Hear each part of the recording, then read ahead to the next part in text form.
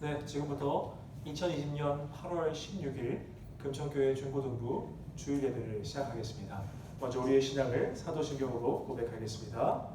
전능하사 천지를 만드신 하나님 아버지를 내가 믿사오며 그 외아들 우리 주 예수 그리스도를 믿사오니 이는 성령으로 잉태하사 도정녀 마리아에게 나시고 본디오 빌라도에게 고난을 받으사 십자가에 못 박혀 죽으시고 장사한 지 사흘 만에 죽은 자 가운데서 다시 살아나시며 하늘에 오르사 전능하신 하나님 우편에 앉아 계시다가 저희로서 산자와 죽은 자를 심판하러 오시리라.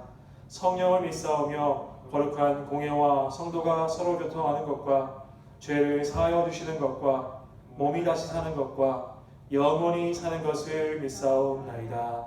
아멘. 오늘은 여호와께 돌아가자라는 찬양을 하나님께 올려드리겠습니다.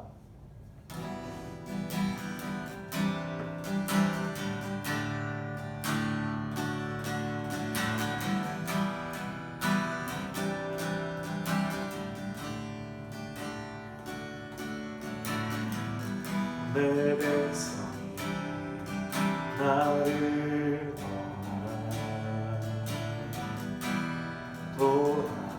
돌아서지만 내 사랑이 내 백성을 보기 못하니 내 모든 것 내어주고 나 그들을 얻으리라. 여호와께 돌아가자. 우린 돌아서도 그는 변치 않네. 여호와께 돌아가자.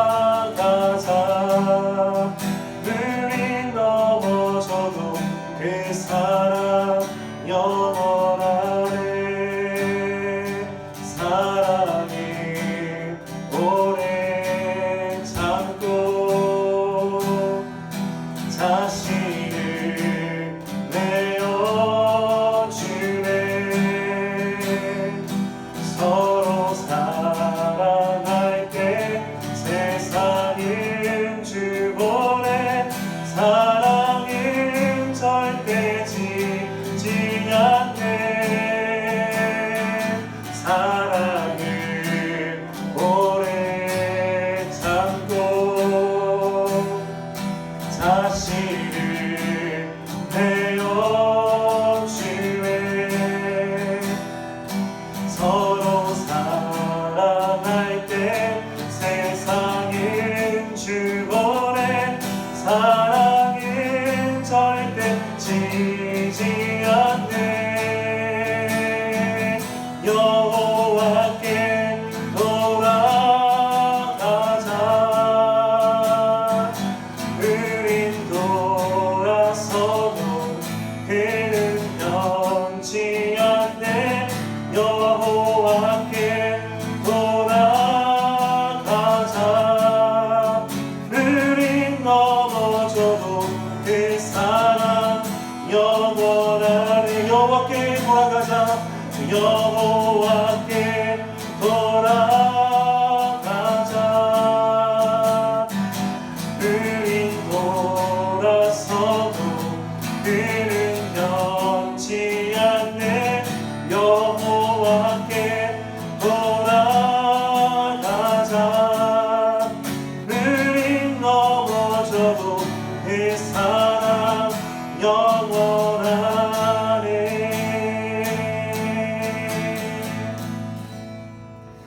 예배를 위해서 함께 기도하겠습니다. 살아계신 하나님 아버지 감사합니다. 지난 한 주간도 하나님의 은혜대로 살게 하신 것 감사합니다. 주께서 보이지 아니하는 손으로 지켜주시고 보호해주시고 인도해주셨습니다. 하오나 주님, 우리는 그 손길 기억하지 못하고 또한 세상에 나아가서 내 멋대로 내 생각 가지고 또한 살아갔을 때가 너무나도 많았음을 주님 고백합니다.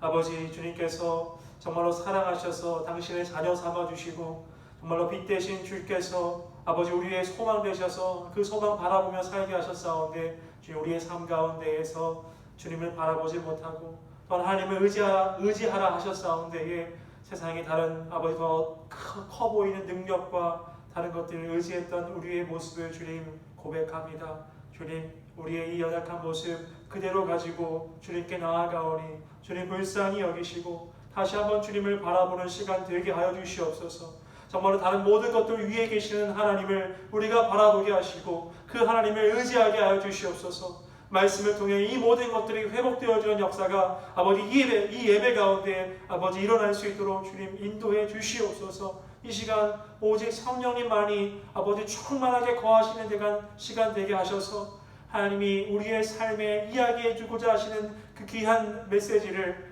아버지 우리 마음이 잘 받아서 그 마음 가지고 세상에 나아갈 수 있는 귀한 시간 될 수 있도록 우리의 마음 가운데 친히 찾아와 주셔서 말씀해 주시고 변화시켜 주시옵소서.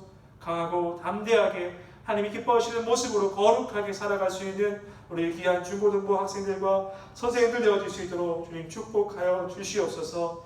이 모든 말씀 살아계시고 역사하시는 우리 구주 예수 그리스도의 이름으로 간절히 기도드립니다. 아멘. 네, 우리 함께 오늘 보실 말씀은 로마서 10장 16절에서 21절까지 말씀입니다.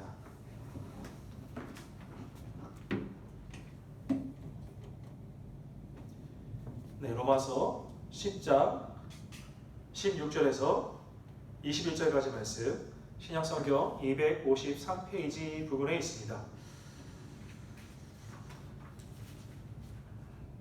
네, 다 찾으신 줄로 알고 제가 한 절 그리고 여러분들이 한 절 마지막 절은 합독하겠습니다. 16절 봅니다. 그러나 그들이 다 복음을 순종하지 아니하였도다. 이사야가 이르되 주여 우리가 전한 것을 누가 믿었나이까 하였으니 그러므로 믿음은 들음에서 나며 들음은 그리스도의 말씀으로 말미암았느니라. 그러나 내가 말하노니 그들이 듣지 아니하였느냐 그렇지 아니하니 그 소리가 온 땅에 퍼졌고 그 말씀이 땅 끝까지 이르렀도다 하였느니라. 그러나 내가 말하노니 이스라엘이 알지 못하였느냐 먼저 모세가 이르되 내가 백성 아닌 자로서 너희를 시기하게 하며 일어난 백성으로서 너희를 노하게 하리라. 이사야는 매우 담대하여 내가 나를 찾지 아니한 자들에게 찾은 바 되고 내게 묻지 아니한 자들에게 나타난도라 말하였고 함께요. 이스라엘에 대하여 이르되 순종하지 아니하고 거슬러 말하는 백성에게 내가 종일 내 손을 벌렸노라 하였느니라. 아멘. 네, 오늘 말씀 제목 한번 따라해 보겠습니다. 여호와께 돌아가자. 여호와께 돌아가자. 다시 한번 여호와께 돌아가자. 여호와께 돌아가자. 네, 라는 제목으로 하나님 말씀 증거하도록 하겠습니다.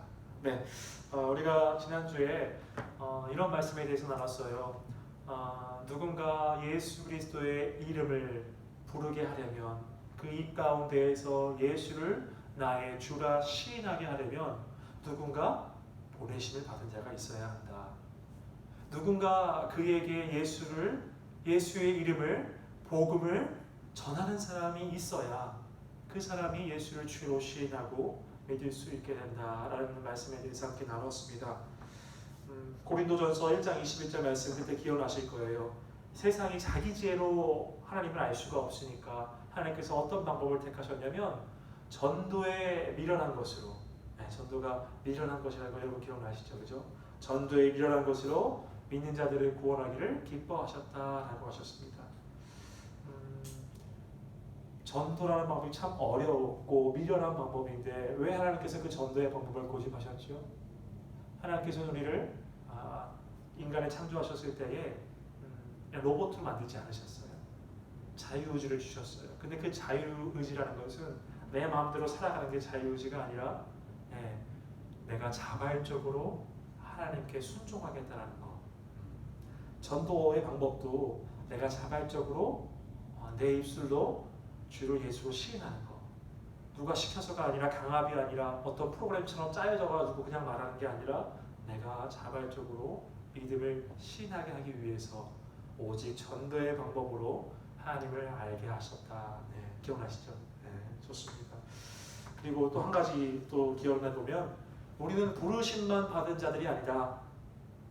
선교사님들만 보내심 받은 자가 아니라 우리 역시 부르심 받고 보내심 받은 자들이다라고 이렇게 이야기를 나눴어요. 그래서 우리가 속한 가정과 학교와 학원과 그리고 일터에서 예수를 아직 믿지 못하는 사람들, 그들에게 우리 또한 보내심 받은 자로서 어떠한 의무감과 책임감이 있었으면 좋겠다. 내가 아니면 그들이 복음을 전해 듣지 못할 것이다 라는 그 마음이 있었으면 좋겠다라는 말씀 나눴습니다. 그리고 나서 이제 사도 바울이 오늘은 조금 그래서 이제 믿음이라는 게 들음에서 난다라는 것을 이야기한 다음에 근데 조금 방향이 좀 다르게 우리가 아까 읽었지만 본문을 읽었지만 조금 분위기가 많이 달라집니다. 우리 1절 볼까요? 1절 제가 읽어보겠습니다. 그러나 그들이 다 복음을 순종하지 아니하였도다. 이사야가 이르되 주여 우리가 전한 것을 누가 믿었나이까 하였으니. 보내심 받은 자가 있었어요. 그래서 보내심 받은 자들이 복음을 전하기 시작합니다. 그러나 그 복음, 복된 소식, 좋은 소식이었죠. 그 좋은 소식을 전하였으나 오늘 16절에 뭐라고 합니까? 그들이 다 복음을 순종하지 아니하였다라고 이야기를 해요. 듣지 못해서가 아니었어요. 분명히 들었다라고 성경은 이야기합니다. 우리가 전했다라고 얘기해요. 그런데 우리가 전한 것을 누가 믿었느냐라고 말해요. 복음이 전해졌지만 그 복음을 거부했다라는 것이죠. 모두가 다 받아들였다라는 게 아니에요. 거부한 사람이 있었다라고 이야기합니다. 그리고 18절 한번 볼까요? 제가 읽어볼게요. 그러나 내가 말하노니 그들이 듣지 아니하였느냐? 정말로 복음을 듣지 아니하여서 못 믿는 거냐? 그게 아니라라고 하는 거죠. 그렇지 아니하니 그 소리가 온 땅에 퍼졌고 그 말씀이 땅끝까지 이르렀도다 하였느니라.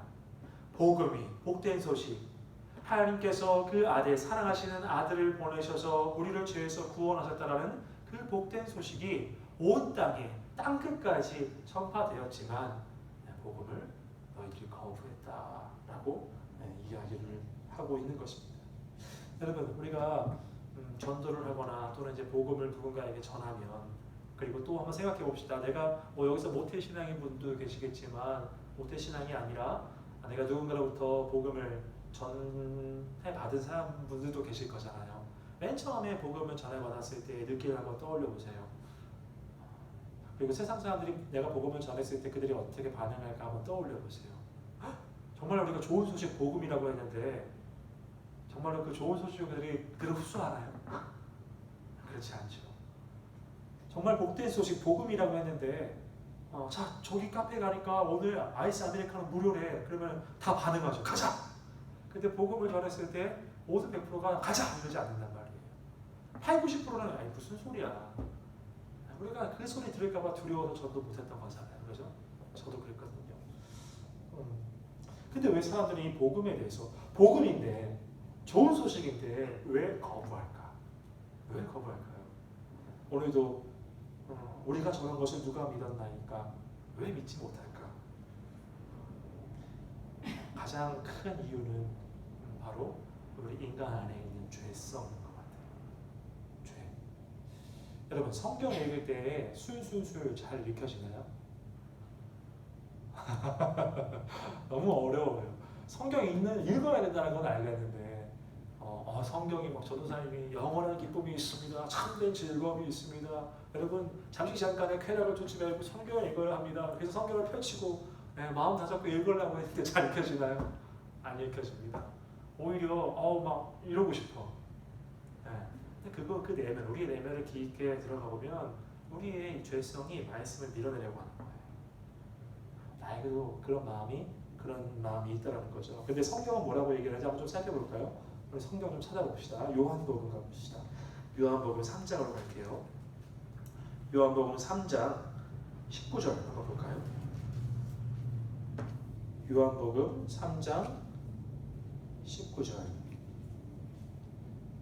19절에서 20절까지 이 두 절 말씀. 요한복음 3장 19절에서 20절까지 한번 다 찾으신 줄 알고 한번 읽어보겠습니다. 시작.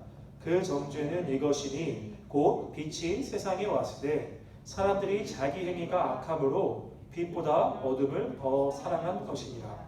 악을 행하는 자마다 빛을 미워하여 빛으로 오지 아니하나니 이는 그 행위가 드러날까 함이요.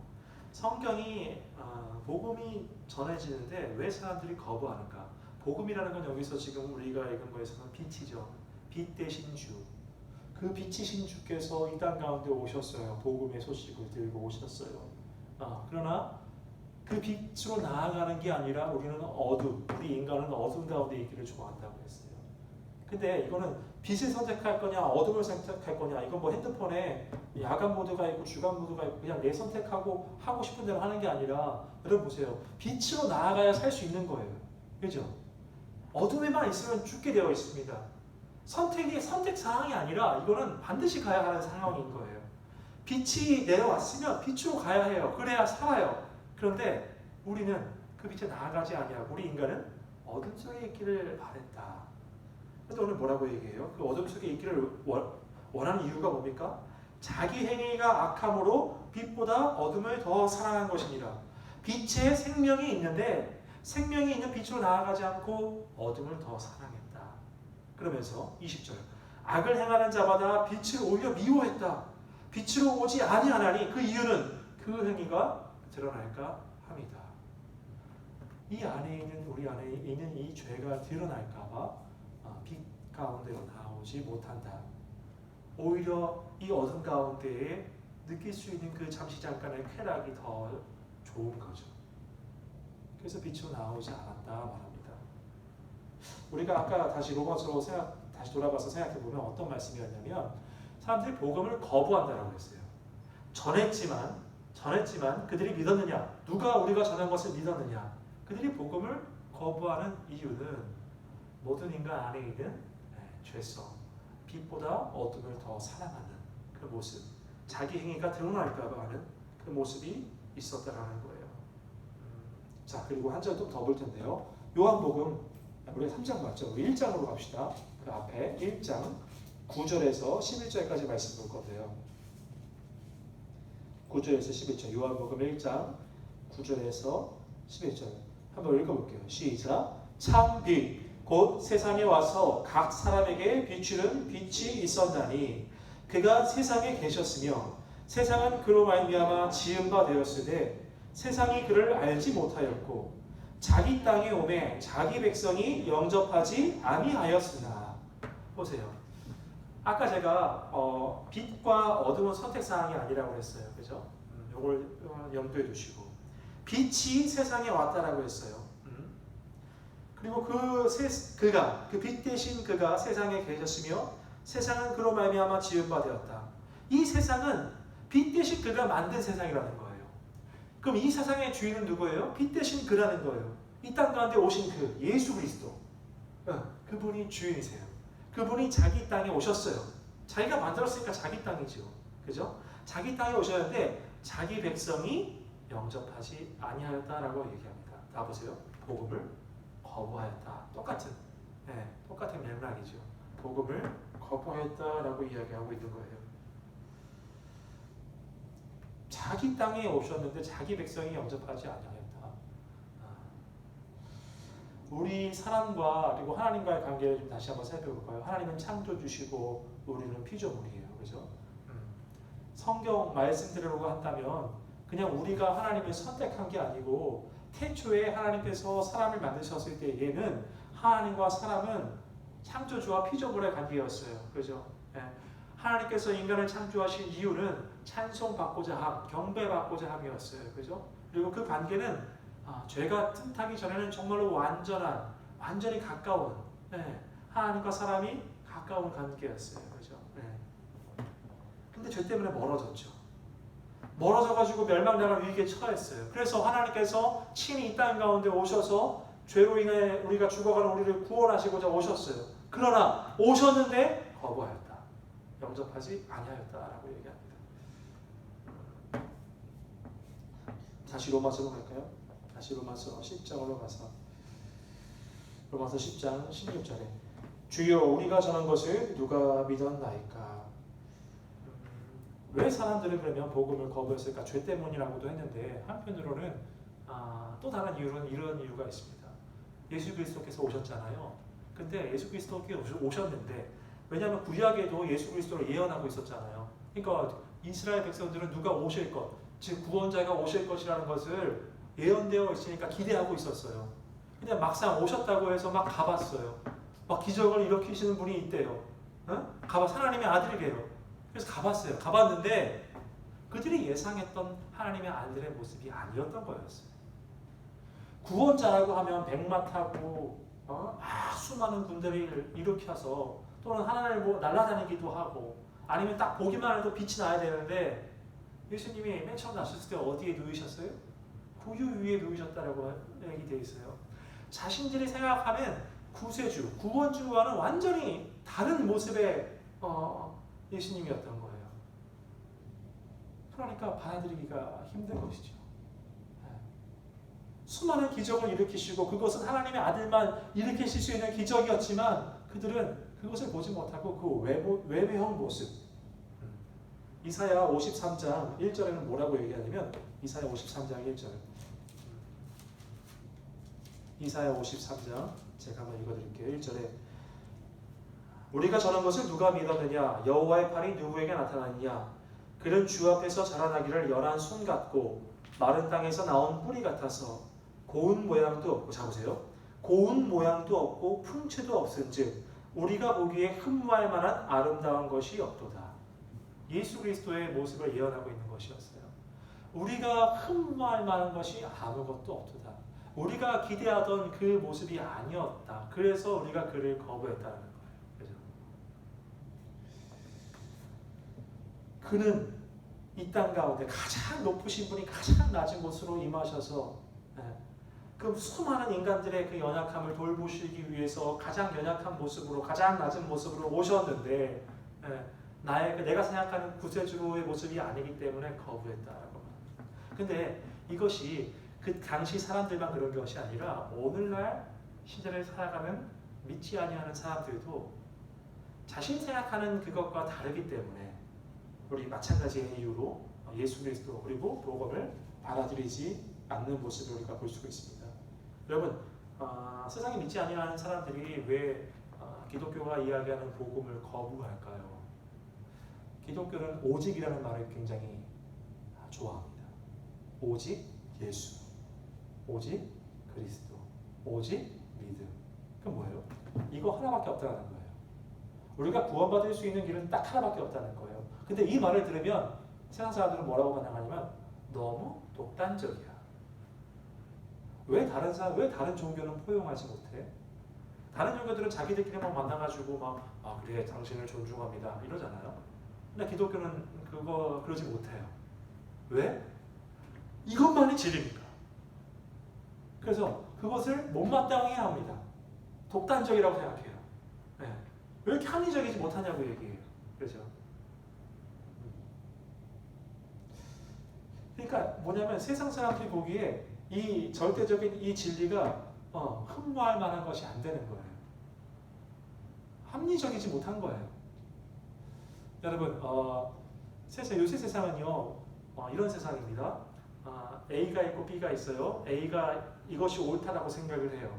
그럼 B는 아니야 그거 말고 내가 생각하는 것이 옳아라고 얘기하면 B는 정말로 좀 더 성숙해야 할 사람으로 여겨요. 이게 무슨 말이냐면 각자가 생각하는 것을 다 옳다라고 여겨주고 포용해야만, 존중해야만 그들의 생각이 또 옳아. 그래 그것도 맞는 말이야. 이렇게 포용해야만 정말로 성숙한 사람이라고 생각을 해요. 즉 절대적인 진리를 말하는 사람 아니야. 그거 아니야. 절대적인 진리는 이거 하나뿐이야 라고 말하는 사람은 거부합니다. 야 너는 이 시대 오늘날 세대를 살아가는데 어떻게 꽉 막혀있냐. 그러니까 뭐냐면 절대적인 것을 받아들이지 않고 상대적인 것들. 너도 옳고 나도 옳아. 그러다 보니까 정말로 존중하지 말아야 할 것까지도 존중해버리는 시대가 돼버려요. 동성애가 그렇죠. 동성애를 우리가 옹호하지 않는다고 하면 세상 사람들은 어떻게 생각하죠? 꽉 막혀있는 사람. 무슨 얘기를 하고 싶냐면 이 세상 사람들은 자기가 생각하기에 합리적이고 이성적으로 생각하기에도 뭔가 흥분할 만한 것이 있어야 받아들인다는 거예요. 그런데 기독교의 복음은 그게 아니거든요. 절대적이고요. 네. 때로는 그들이 보기에 독단적으로 보이기도 해요. 왜? 오직 이 길밖에 없다고 하니까. 그들은 절대적인 걸 받아들이지 못해요. 그래서 거부하는 거예요. 오늘날에도 마찬가지로 세상 사람들이 복음을 받아들이지 않는 이유는 그들이 보기에 흠모할 만한 것이 또한 없어 보이기 때문에 라는 이유라는 것입니다. 자, 이제 우리가 다음 살펴보기를 원하는데 이번에 살펴보기를 원하는 건 뭐냐면 그러면 복음을 거부하는 사람들에 대한 하나님의 반응이 어떻게 나타나는가? 하나님께서는 그들을 사랑하시고 그들을 구원하시기 위해서 예수 그리스도를 보내주셨어요. 근데 그 복음을 거부하는 사람들에 대해서 그러면 하나님은 내가 사랑해서 보냈는데 거부했어? 그럼 하나님의 반응은 어떨까에 대해서 뭐라고 얘기하는지 한번 봅시다. 네, 19절 볼까요? 19절 한번 읽어보겠습니다. 시작.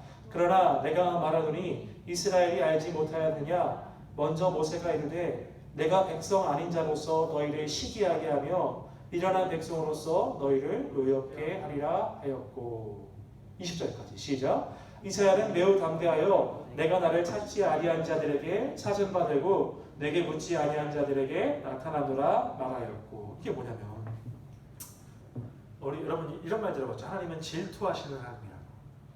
저는 어렸을 때에 하나님이 질투하시는 하나님이라고 해서 하나님께 지금 죄송한 마음이 있는데 여러분 때에 이런 생각을 했어요. 하나님 너무 죄송합니다. 하나님 너무 째째하시다. 하나님이 넓은 바다보다 더 넓은 마음을 가지고 계셔야 되는데 아니 뭐 이렇게 질투까지 하고 그러셔. 정말 뭘 몰랐었죠. 질투하시는 하나님이라는 말을 들었을 때에 좀 그랬어요. 근데 오늘 보니까 복음을 거부하는 사람들에 대해서 하나님이 어떤 반응을 보이시느냐? 그냥 그들을 포기하고 내버려두고 내가 복음을 전해줬는데 안 믿어? 그럼 넌 땡, 너는 탈락 이게 아니라 질투나게 하셨다는 거예요. 질투나게 하셨다. 우리 18절 볼까요? 19절. 그러나 내가 말하노니 이스라엘이 알지 못하느냐? 먼저 모세가 이르되 여기 중요하죠. 내가 백성 아닌 자로서 너희를 시기하게 하며. 그게 뭐냐면 백성 아닌 자라는 것은 뭐냐면 이스라엘 백성, 유대인들 아닌 이방인들. 이방인들로서 유대인들을 시기하겠다라는 거예요. 혹시 이게 이해되세요? 자, 내가 어떤 사람하고 이렇게 지금 좋아하는 관계고 연인 관계가 됐어요. 근데 이 사람이 다른 사람을 쳐다봐. 나랑 사랑하는 사이인데 이 사람이 다른 한눈을 파이기 시작하는 거야. 그럼 내가 마음이 좀 그렇잖아요. 그런데 이 사람을 돌리기 위해서 어떻게 했느냐? 그냥 절교, 나 너 더 안 만나 이게 아니고 질투하게끔 다른 사람에게 눈을 돌렸다는 거예요. 그래서 얘로 하여금 질투가 나게 하게끔, 시기가 나게 하게끔, 그래서 다시 나를 좀 바라보게끔. 근데 여러분, 이스라엘 백성들이 먼저 하나님과 이스라엘 백성들이 그런 사이였잖아요. 사랑하는 사이였잖아요. 하나님이 창조주시고 피조물이고 선택된 백성이었고 정말로 그렇게 사랑하는 사이였는데 누가 먼저 돌아섰어요? 이스라엘 백성이 돌아섰어요. 우상에게 돌아섰어요. 이방신들에게 돌아섰어요. 그래서 거기에 대해서 하나님께서 분노하신 거예요. 진노하신 거예요. 그런데 그들을 그냥 잘라버리신 게 아니라 그들로 하여금 다시 돌아오게 하려고 그들이 질투를 그 안에서 느끼게 하려고 다른 이방인들에게 나타나셨다는 거예요. 이제 20절 보세요. 이사야는 매우 담대하여 내가 나를 찾지 아니한 자들에게 찾음받고 하나님을 찾지 아니한 이방인들에게 나타나신 거예요. 그리고요. 내게 묻지 아니한 자들에게 내가 나타나노라. 근데 이렇게 행동하신 이유가 뭐예요? 이스라엘 백성들로 하여금 다시 나에게 돌아오게끔 하려고 그러셨다는 거예요. 근데 여러분 이게 우리가 자세히 알아야 될 게 정말 이렇게 생각해보세요. 여러분이 사랑하는 사람이 있다고 생각해보세요. 근데 그 사람이 한눈 팔아 다른 사람에게 시간을 쏟고 물질을 쏟고 마음을 쏟아. 그럼 여러분 마음은 어때요? 다시 잘하고 싶은 마음이에요? 뭐 이딴 인간이 다 있어. 끊어버리고 싶어요. 분노죠. 그럼 바람핀 거잖아요. 그럼 끊고 너 같은 사람 다시 꼭 만나길 바래. 끊어버리죠. 그리고 그가 나에게 해주는 모든 것을 다 버려버리죠. 절규하죠. 근데 하나님 그러셨어요? 안 그러셨다는 거예요. 우리가 먼저 돌아섰지만 하나님은 돌아서지 아니하셨다는 거예요. 우리 아까 찬양했잖아요. 그죠? 먼저 돌아선 건 우리였어요. 우리가 먼저 돌아섰지만 하나님은 그 관계 청산하지 아니하시고 우리를 다시금 돌아오게 하려고 하셨다. 자, 하나님의 이 반응 21절 한번 더 읽어보겠습니다. 21절 시작. 이스라엘에 대하여 이르되 순종하지 아니하고 거슬러 말하는 백성에게 내가 종일 내 손을 벌려노라 하였느니라. 여러분 보세요. 나에게 순종하지 아니하고 거슬러 말하는 백성에게. 여러분 보세요. 근데 하나님이 이스라엘 백성들에게 어떻게 하셨어요? 출애굽하셨을 때 그 애굽 땅에서 고통받는 압제받는 그들을 구원하셔가지고 가나안 땅에 딱 들어갔는데 들어가기 전에도 그들을 계속 배반하잖아요. 하나님을. 광야 생활할 때부터도 계속 하나님께서 구원해 주셨음에도 불구하고 배반하고 또 이방신들을 쫓잖아요. 가나안 땅에 들어갔는데 가서 평안을 주셨는데 또 그들을 어떻게 합니까? 또 배반합니다. 가나안 땅에 있는 이방신들을 섬깁니다. 내가 언제 하나님을 섬겼는지 기억도 하지 못하고. 그렇죠? 이게 계속 반복돼요. 사사기가 뭐예요? 계속 하나님께서는 사사를 보내주셔서 구원해 주시지만 그래서 그들은 또 그때는 감사하다고 막 하지만 또 어느샌가 먼저 돌아서요. 하나님이 그렇게 구원해 주셨던 것은 기억해 주지 못하고 또 돌아서요. 그런데 그 백성들에 대해서 한두 번입니까? 바람핀 게? 여러분 바람 한 번 용서해 준다고 칩시다. 바람 10번, 20번 용서해 줄 거예요? 용서 못하죠. 끊어야죠. 하나님 입장에서는 그럴만 하셨잖아요. 근데 오늘 21절 뭐라고 얘기해요? 순종하지 아니하고 거슬러 말하는 백성에게 내가 종일 내 손을 벌렸노라. 내가 종일 내 손을 벌렸대요. 아시죠? 성경에 보면 잃어버린 아들 탕자에 대한 비유가 있어요. 여러분 아시는 분은 아실 텐데 그 아버지의 마음을 살펴보면 하나님의 마음을 좀 알 수 있어요. 아버지가 있었어요. 그리고 아버지에게 두 아들이 있었어요. 첫째 아들, 둘째 아들. 근데 둘째 아들이 아버지에게 가서 뭐라고 하냐면 아버지 나중에 나한테 물려줄 재산 좀 먼저 주세요. 그래서 아버지가 줍니다. 근데 그 재산을 가지고 그 아들이 아버지 집을 떠나요. 떠나가서 세상에 가서 화랑방탕하게 재산 가지고 막 사용합니다. 근데 다 써버리고 나자 이제는 뭐 할 수 있는 게 아무것도 없어요. 내가 하고 싶은 대로 내 저격대로 다 했어요. 쾌락 다 즐기고 그 모든 것들 다 했어요. 근데 떨어지니까 할 수 있는 게 아무것도 없어요. 그래서 누군가 밑에 집에 하인으로 들어갔어요. 그래서 너 나가서 들에서 돼지를 좀 쳐. 근데 치면서 돼지 열매를 먹고 있는 자기의 모습을 이제 발견하게 된 거죠. 그러면서 내가 아버지께로 돌아가야겠다. 그래서 돌아갑니다. 체면 불구하고 돌아가요. 근데 그때 아버지 어떻게 하셨죠? 야, 너 내 재산 가지고 떠나가지고 다 허랑방탕하게 쓰고 네가 무슨 체면으로 여기 다시 돌아왔느냐 그러셨어요? 아니에요. 그 아버지의 말은요.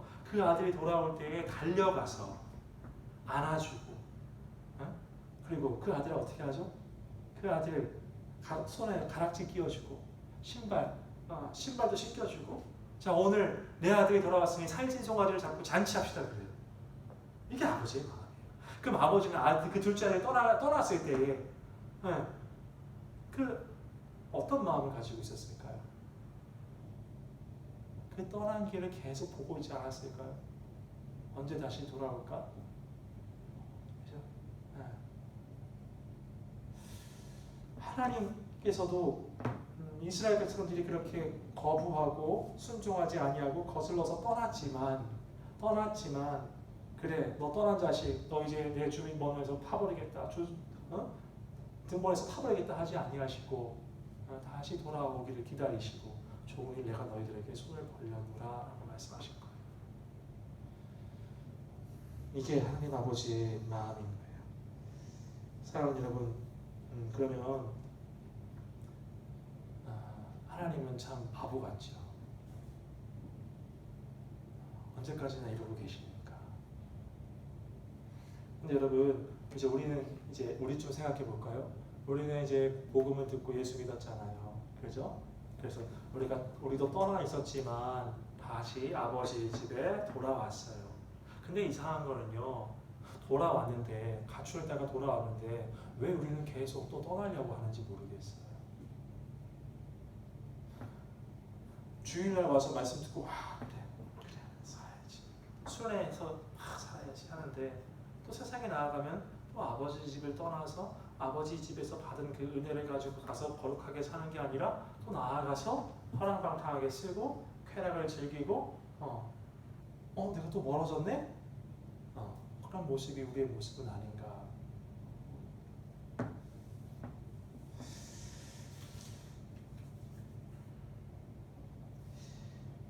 그 탕자의 비유에서 보면은 하나님 아버지가 그 아들을 다시 얻은 아버지가 이렇게 얘기를 해요. 막 살찐 소가를 잡고 잔치하자. 근데 그 기쁨의 원인을 뭐라고 얘기하냐면 내 아들은 죽었다가 다시 살아났으며 내가 잃었다가 다시 얻었노라 라고 얘기를 해요. 내가 잊은 줄 알았는데 다시 얻었다. 그래서 하나님 굉장히 기뻐하세요. 그 기쁜 마음으로 우리도 돌아왔어요. 또 계속해서 떠나려고 하는 우리의 모습. 우리 아까 찬양했는데 보세요. 찬양에 이렇게 얘기합니다. 다시 여호와께 돌아가자라고 얘기를 해요. 내 백성이 나를 떠나 돌아섰지만 내 사랑이 내 백성을 포기하지 못하니 내 모든 것 내어주고 나 그들을 얻으리라. 이게 하나님의 마음인 거예요.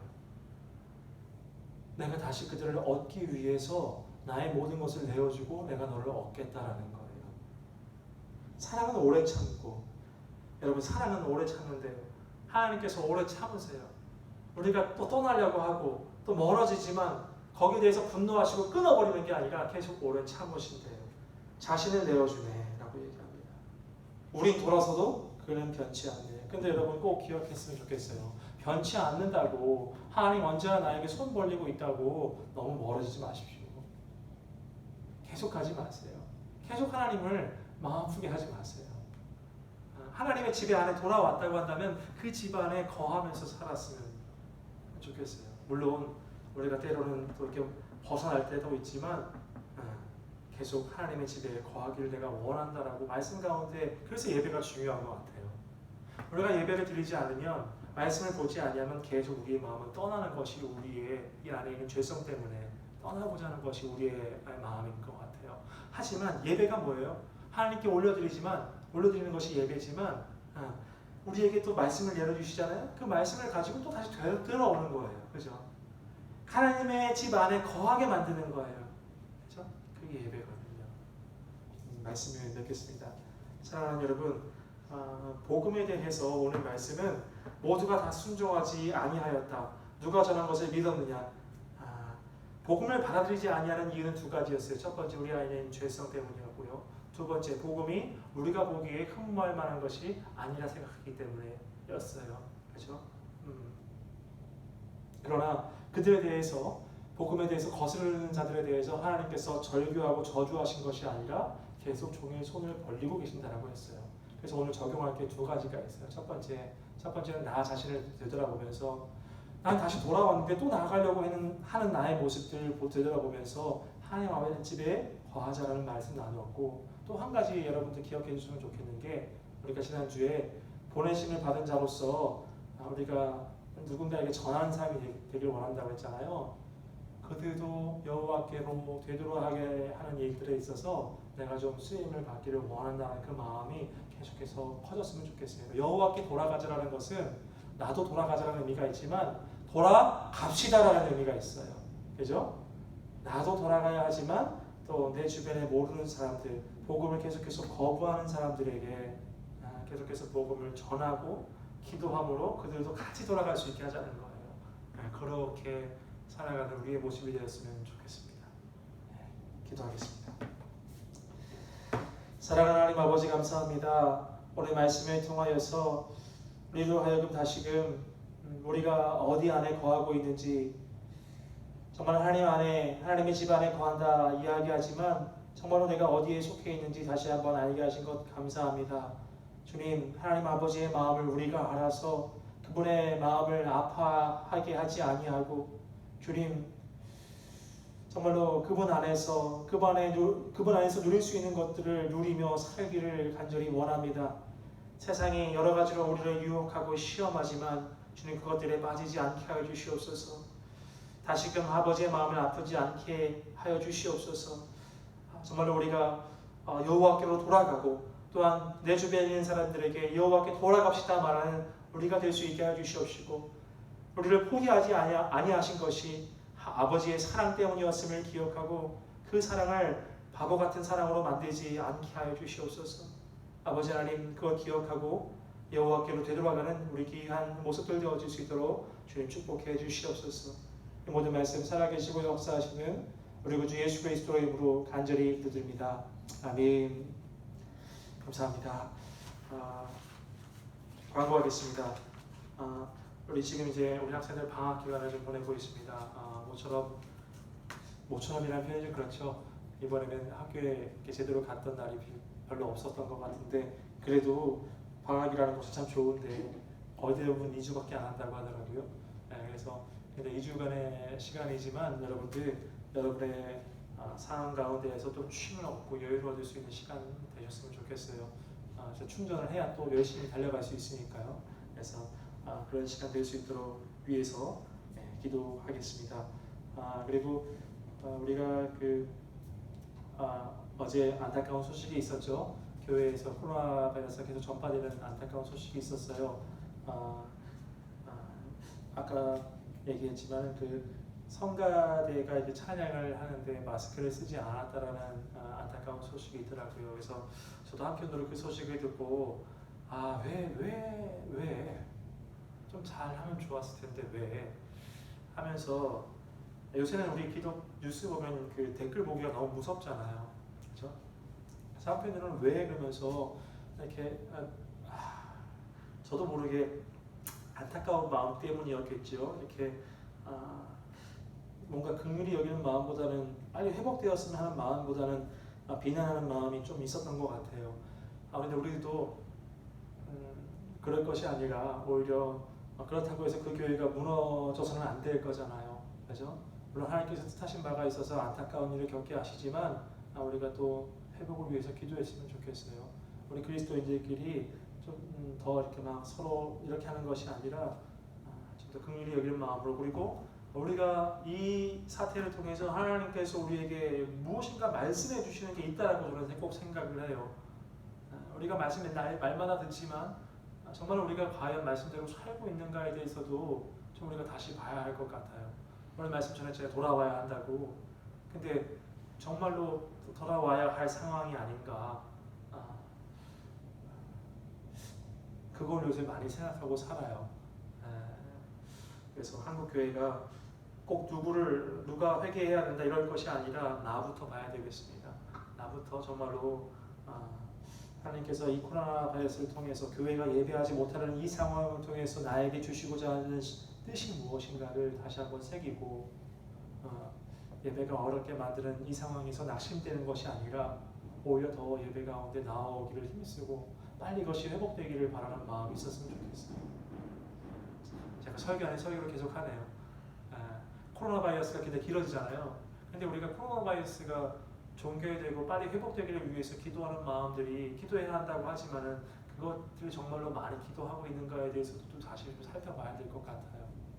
정말 우리가 그렇게 바라는 마음이 있는가, 아니면 오히려 좀 편한 마음에 그냥 이렇게 있는 것은 아닌가, 되돌아보고 다시금 좀 힘을 내어서 우리의 마음이 회복되어졌으면 좋겠습니다. 네, 감사합니다. 그래서 우리 정부에서 내린 집합 제한 명령이 2주간이에요. 그래서 토요일 날 예배하는 것도 일단은 조금 제한적인 부분으로 이렇게 진행을 해야 될 것 같습니다. 그래서 여러분들 이해해 주시고 9월에는 좀 그래도 매주 예배할 수 있도록, 주일에는 그래도 정규 예배잖아요. 그래서 정규 예배잖아요. 그래서 계속해서 이렇게 예배할 수 있기를 위해서 기도해 주셨으면 좋겠습니다. 제가 말이 길었네요. 네. 제 마음과 여러분들 마음이 다르지 않을 거라고 생각을 하고요. 함께 기도하시고 빨리 예배가 회복되었으면 좋겠습니다. 감사합니다. 예, 그러면 우리 주기도문으로 오늘 예배를 모두 마치겠습니다. 하늘에 계신 우리 아버지여, 이름이 거룩히 여김을 받으시오며 나라가 임하시오며 뜻이 하늘에서 이루어진 것 같이 땅에서도 이루어지이다. 오늘 우리에게 일용할 양식을 주옵시고 우리가 우리에게 죄 지은 자를 사하여 준 것 같이 우리 죄를 사하여 주옵시고 우리를 시험에 들게 하지 마옵시고 다만 악에서 구하옵소서. 내그 나라와 권세와 영광이 아버지께 영원히 있사옵나이다. 아멘. 감사합니다.